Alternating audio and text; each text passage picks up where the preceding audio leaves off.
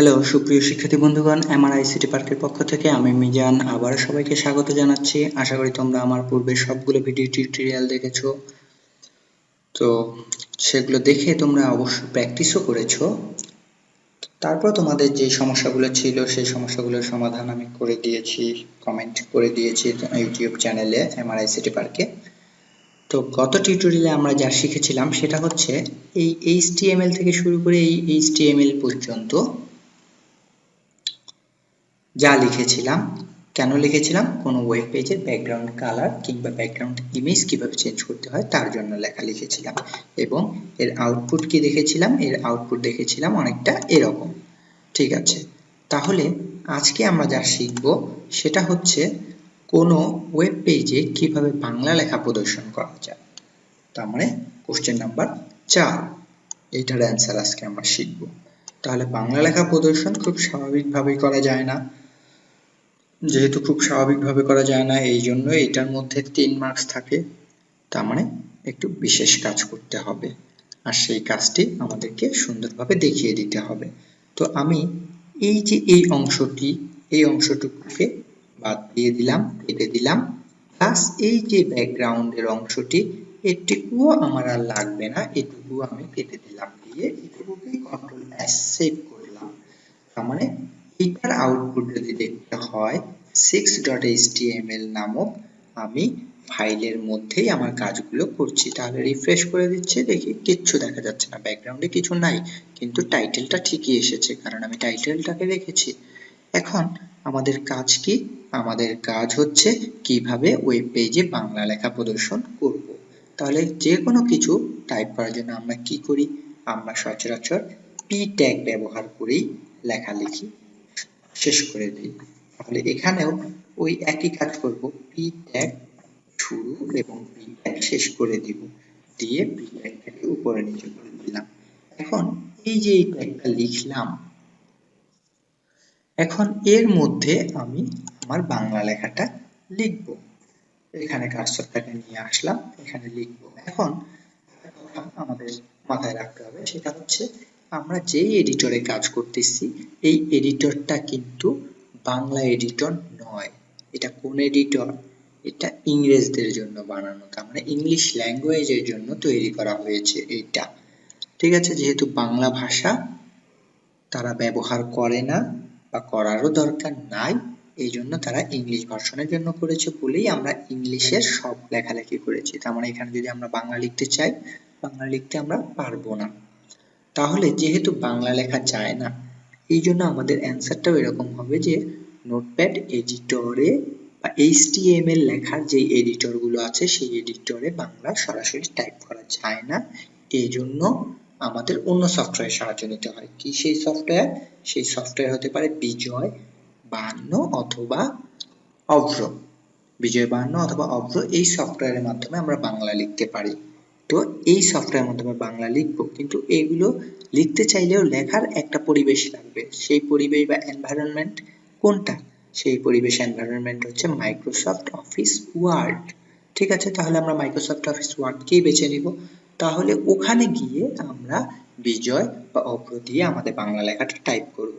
তাহলে আমাকে আগে খুঁজে বের করতে হবে যে ঠিক আছে আমার এই যে এই ওয়েব পেজের যে আমি এখন বাংলা লেখাটি প্রদর্শন করতে চাচ্ছি, তাহলে তার জন্য আমার কি, আমার এখানে ওই মাইক্রোসফট অফিস ওয়ার্ড এবং বিজয় 52 নামের সফটওয়্যার আছে কিনা। তাহলে তার জন্য আমাকে যে অল প্রোগ্রামস আছে এই অল প্রোগ্রামসে ক্লিক করতে হবে। অল প্রোগ্রামসে ক্লিক করলে এই উপরের দিকে আসলে দেখা যাবে, হ্যাঁ এই যে এখানে বিজয় 52 লেখাটি দেখা যাচ্ছে। তাহলে এই বিজয় 52 লেখাতে আমি ক্লিক করব। তাহলে ক্লিক করাতে এখন কি হবে? বিজয় 52 নামের সফটওয়্যারটি ওপেন হবে। তার মানে বিজয় বাংলা লেখার সফটওয়্যারটি ওপেন হবে। কেউ যদি মনে করো অভ্রতে কাজ করতে চায় তাহলে অভ্রতেও কাজ করা যেতে পারে। তো আমি আমার সফটওয়্যার এখানে বিজয় আছে, তাহলে বিজয়টা ওপেন হলো, বিজয়টা ওপেন হয়ে এখানে চলে এসেছে। এখন বিজয়ে বাংলা টাইপ করতে হবে। বিজয় সফটওয়্যারটা কাজ করার উপযোগী হলো, বাট লেখার জন্য একটা পরিবেশ লাগবে। কোথায় আমি লিখবো এখন? এখন লেখার জন্য এখানে তো লেখা যাবে না, তাহলে লেখার জন্য আমাকে কি করতে হবে, মাইক্রোসফট অফিস ওয়ার্ডে যেতে হবে। এই যে এটা হচ্ছে মাইক্রোসফট অফিস ওয়ার্ড, ঠিক আছে।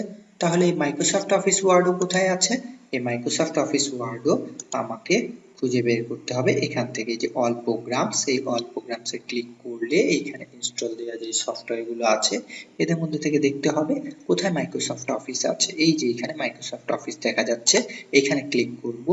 দেন ক্লিক করলে এখানে অনেকগুলো ঘর আছে, মাইক্রোসফট অফিস অ্যাক্সেস, অ্যাক্সেস 3, 7 দুইটা ভার্সনই আমার এখানে আছে, বাট আমি এদের মধ্যে থেকে মাইক্রোসফট অফিস ওয়ার্ড 2007, ঠিক আছে, এই 2007 কেই ক্লিক করলাম।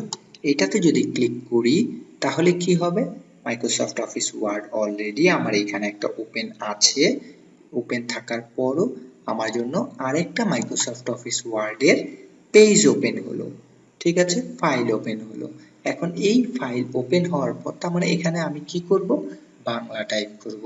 তো বাংলা টাইপ করতে চাইলে এখন দেখো আমার এই যে সাদা পেজটা আসলো, এই সাদা পেজে আমি যদি কিছু লিখতে চাই, দেখো যা লিখি না কেন সব লেখা কি, সব লেখা ইংলিশ হয়ে যাচ্ছে। আমি তো বিজয় চালু করলাম কিন্তু তারপরও ইংলিশ লেখা আসতেছে, ঠিক আছে, ইংলিশ লেখা আসুক, বাট আমাকে কি করতে হবে, বাংলা লেখার উপযোগী করতে হবে। তাহলে বাংলা লেখার উপযোগী করার জন্য আমাকে কি করতে হবে, এই যে এই জায়গাটা, এই জায়গাটার মধ্যে এই যে এখানে একটা, এটা হচ্ছে ফন্ট ফ্যামিলি, তার মানে এই নামটা চেঞ্জ করতে হবে। যে এখানে আছে ক্যালিব্রি, ক্যালিব্রি এর পরে দেখো এখানে ছোট্ট একটা তীর চিহ্ন দেখা যাচ্ছে, এই তীর চিহ্নতে যদি আমি ক্লিক করি তাহলে এইখানে অনেকগুলো ঘর দেখা যাচ্ছে, ঠিক আছে। তার মানে টাইমস নিউ রোমান এরকম এরকম, এই যে এইদিকে নিচের দিকে যদি আসি তাহলে দেখো এখানে বাংলাও কিছু দেখা যাচ্ছে। এই বাংলা লেখাগুলো হচ্ছে বাংলা লেখার জন্য। এখন এই এদের মধ্যে থেকে এটা হচ্ছে স্ট্যান্ডার্ড, এই যে ঝ র হ এরকম এই যে সুন্দর করে লেখা, এই লেখাটি হচ্ছে স্ট্যান্ডার্ড। তার মানে এইটাতে যদি আমি এখন ক্লিক করি তাহলে দেখো সাটনি এমজে চলে এসেছে, নাম কি এসেছে, সাটনি এমজে। তার মানে এটা বাংলা লেখার একটা ফন্ট, ঠিক আছে, ইংলিশ লেখার ফন্ট থেকে বাংলা লেখার ফন্টে চলে আসলাম। আর এরপরে এটা হচ্ছে সাইজ, লেখার সাইজটা কতটুকু হবে। এখন দেখো কার্সরটা অনেক ছোট দেখা যাচ্ছে, কারণ এখানে 11 আছে। আমি বাংলাটা টাইপ করব, বাংলা লেখার জন্য আমি একটু বড় করে নিচ্ছি 24, এইটাতে আমি ক্লিক করলাম, তাহলে দেখো আমার কার্সরের সাইজটাও একটু বড় হয়ে গেল। তাহলে আমি এখানে বাংলাটা টাইপ করব। এখন বাংলা টাইপ করতে চাচ্ছি, চাচ্ছি বলতে কি, আমার কিবোর্ডের মধ্যে দেখো এল এল শব্দটি আছে, তোমাদের কিবোর্ডেও আছে। এল এর মধ্যে যদি আমি একটা প্রেস করি তাহলে ড আসার কথা, কারণ এল মানে হচ্ছে ড। যদি আমাদের কম্পিউটারে কাজ করি, আমি ল্যাপটপে কাজ করতেছি, বাট ল্যাপটপে সরে সরে ক খ এগুলো উল্লেখ করা হয়নি বা ল্যাপটপে এগুলো থাকে না। তার মানে এগুলো কিবোর্ডে থাকে, কোন কিবোর্ডে, কম্পিউটার কিবোর্ড বা পিসি কিবোর্ড, ঠিক আছে, ওগুলোতে থাকে। যেহেতু এগুলো থাকে না, এগুলো আমার মোটামুটি মুখস্থই আছে বা এগুলো দিয়ে আমি কাজ করে অভ্যস্ত, এই জন্য এগুলো আমার দরকার পড়ে না। তো যাই হোক, এখন আমাকে কি করতে হবে, এই এল এ প্রেস করলে এল এর মধ্যে তোমরা তোমাদের কম্পিউটারের কিবোর্ডে দেখো এল মানে ড আছে। তাহলে আমি এল এ প্রেস করছি কিন্তু ড আসলো না, কি আসলো, মূর্ধন্য ষ। তার মানে এটা ঠিক মতো কাজ করলো না। তাহলে এটাকে কেটে দিলাম, আবার ব্যাক স্পেস দিয়ে এটাকে মুছে ফেললাম, মুছে ফেললাম। এখন আমাকে কি করে এই এল এ প্রেস করলে ড নিয়ে আসা যায় সেই কাজটা আমাকে করতে হবে।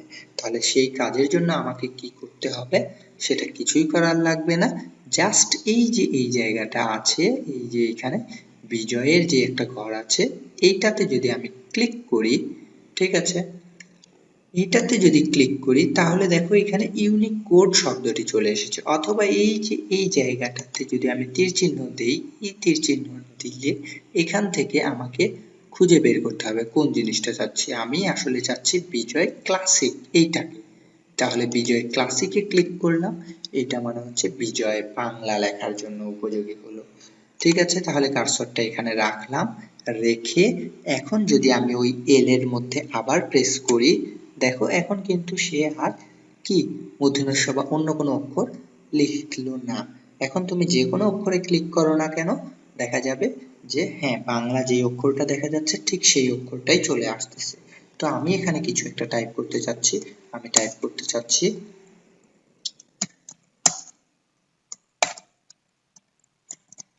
দাদা কবুতর খাবো, এই শব্দটা এটা হচ্ছে বাংলায় আমি লিখলাম। ঠিক আছে, আমাকে কিন্তু অবশ্যই মাথায় রাখতে হবে এই যে এই ফন্ট ফ্যামিলি কি লিখলাম, সাটনি এমজে, এই বানানটা যেরকম আছে, এস বড় হাতের এমজে বড় হাতের দুইটা এন, সেগুলো সব মাথায় রাখতে হবে। প্লাস এখানে যে ফন্টের সাইজটা 24 করে দেওয়া আছে এইটাও আমাকে মাথায় রাখতে হবে। ঠিক আছে, তাহলে এই যে এই অংশটুকু, এই অংশটুকুকে এখন আমাকে কপি করতে হবে। আমার বাংলা লেখা হয়ে গেছে, আমি ব্লক করলাম, ব্লক করে কপি করব, রাইট বাটন ক্লিক করে এই যে কপি শব্দটি আছে কপিতে ক্লিক করলাম, তার মানে এই অংশটুকু কপি হয়ে গেল। এটাকে এখন মিনিমাইজ করলাম, মিনিমাইজ করে আমি আমার এডিটরে চলে আসলাম। এই পিপি ট্যাগ আছে, এই পিপি ট্যাগে তো আমি এখন বাংলাটা টাইপ করতে পারবো না, তাহলে এর মধ্যে আমি কি করব, রাইট বাটন ক্লিক করে পেস্ট করব। তার মানে বাংলা যেই লেখাটা আমি কপি করে এনেছি সেই লেখাটা পেস্ট করলাম, কিন্তু পেস্ট করার সাথে সাথে কি হয়ে গেল, এ তো দেখা যাচ্ছে যে হিব্রু ভাষা, না হয়েছে বাংলা না হয়েছে ইংলিশ, তার মানে কেমন জানি একটা ভাষা চলে এসেছে। এটা নিয়ে টেনশনের কোনো কারণ নেই। এখন আমরা একটা কাজ করতে পারি যে যাই হোক আমি তো বাংলাটাই কপি করে এনেছি, কপি করে আনার পর ওখানে কি করেছি, পেস্ট করেছি, পেস্ট করার পর সে এরকম আসলো না। এখানে যদি না আসে, এটাকে যদি আমি সেভ করি, ব্রাউজারে কি ঠিক দেখাবে?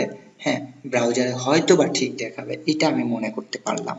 দেখি তাহলে ব্রাউজারে গিয়ে আশা নিয়ে গেলাম, কিন্তু না, ব্রাউজারেও সে দেখালো না। কেন দেখালো না?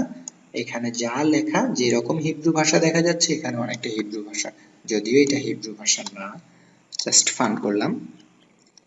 তো এখন এটাকে আমি মিনিমাইজ করছি, তার মানে এটাকে বাংলা লেখা প্রদর্শন করতে হবে। আমি আগেই বলেছিলাম যে HTML এডিটর বাংলা সাপোর্ট করে না বা বাংলার জন্য তৈরি করা হয়নি।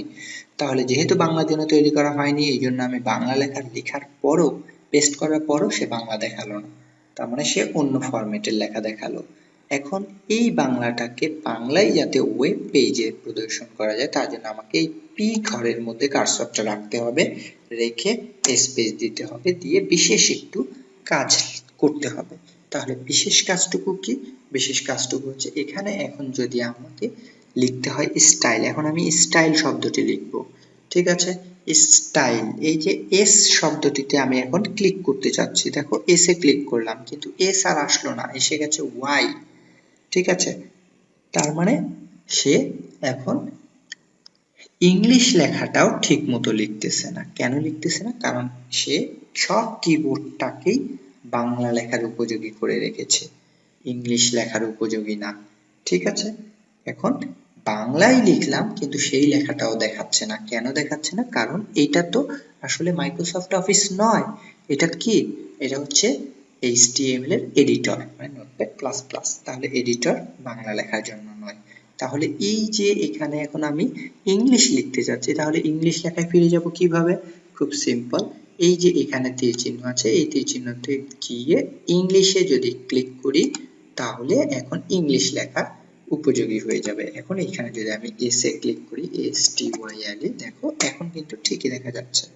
এখন এখানে আমি কি করব, স্টাইল সমান লেখার পর এখন আমাকে লিখে দিতে হবে কি, এটা হচ্ছে font family, font family FONT, font তারপর হাইফেন FAMILY, ফন্ট ফ্যামিলি লিখছি।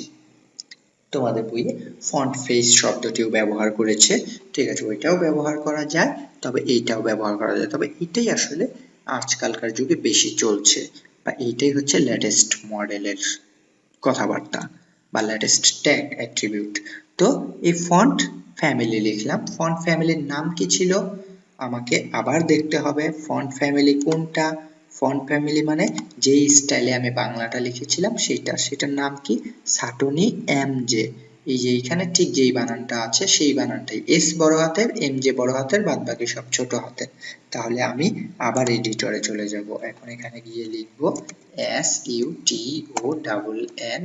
সাটনি বড় হাতের এম বড় হাতের জে, সাটনি এমজে লিখলাম, এরপর সেমিকোলন দিব, দিয়ে এখন লিখব কি, ফন্ট সাইজ, সাইজ কত ছিল, ফন্ট সাইজ, এরপর কোলন দিলাম, দিয়ে ফন্ট সাইজের কথা বলে দিব, ফন্ট সাইজ আমি 24 দিয়েছিলাম, তো 24 দিলাম, দেওয়ার পর এখন সেভ করলাম, কন্ট্রোল এস, হ্যাঁ ওইটাই লিখলাম, কিন্তু তারপর তো এ চেঞ্জ হলো না। হ্যাঁ, এ এখানে চেঞ্জ হবেই না, কারণ এটা তো ইংরেজ ভাষার জন্য, ইংলিশ ভাষার জন্য। তাহলে এখন ব্রাউজার কি কাজ করবে? হ্যাঁ, ব্রাউজার এই চেঞ্জটা হবে।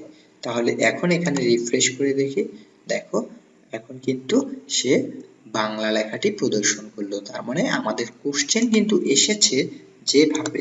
কোশ্চেন কি এসেছে? কোশ্চেন বলেছে যে ওয়েব পেজে বাংলা লেখা কিভাবে প্রদর্শন করবে। তার মানে ওয়েব পেজেই, ব্রাউজারেই কিন্তু আমাদের আউটপুটটা চলে এসেছে। তাহলে আমরা কি করলাম? আমরা মোটামুটি কিভাবে ওয়েব পেজে বাংলা লেখা প্রদর্শন করা যায় সেটা শিখলাম। এখন এই লেখাটার কালার যদি অন্য কালার দিতে চাও, লাল, নীল, হলুদ, সবুজ, সেগুলো আমরা আশা করি পারবো। ফন্ট সাইজ যদি আরো বড় দিতে চাও তাহলে লেখাটা আরো বড় হবে। এই যে সাটনি এমজে যে লিখলাম, এই সাটনি এমজের পরিবর্তে আমি যদি এখন অন্য কোনো ফন্ট ব্যবহার করতে চাই সেটাও আমি ইউজ করতে পারবো। যেমন এই যে দাদা কবুতর খাবো, এই যে এই লেখাটুকু ব্লক থাকলো। এখন এই যে সাটনি এমজে, এটা বাংলার একটা লেখা, এরকম এখানে দেখো এই যে এখানে আরো একটা বাংলা লেখা দেখা যাচ্ছে, এটাও বাংলার একটা স্টাইল।